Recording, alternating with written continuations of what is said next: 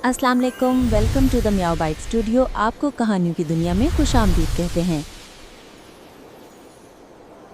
एक वक्त की बात है, एक हसीन वादी में इंसानों की रियासत नूर महल आबाद थी।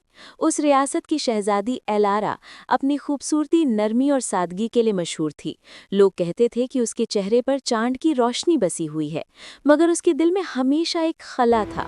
वो महसूस करती थी कि जैसे कोई दूर से उसे पुकार रहा है, कोई जो उसकी रूह को पहचानता है। दूसरी तरफ जिनों की दुनिया ज़ुहैरिस्तान में रहता था एक जवान बहादुर और पुरअसरार जिन ज़र्क। वो दूसरों से अलग था क्योंकि उसके दिल में इंसानियत और मोहब्बत की चिंगारी थी। एक रात जब वो इंसानों की वादी के करीब आया तो उसने चांदनी में एक लड़की को दरिया के किनारे देखा। वो एलारा थी।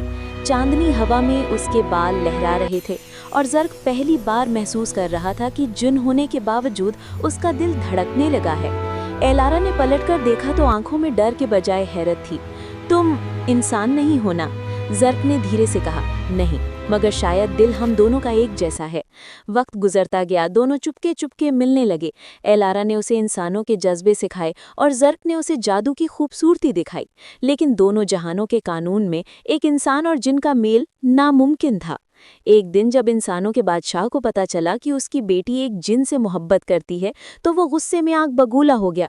सिपाहियों को हुक्म दिया कि जिन को मार दिया जाए।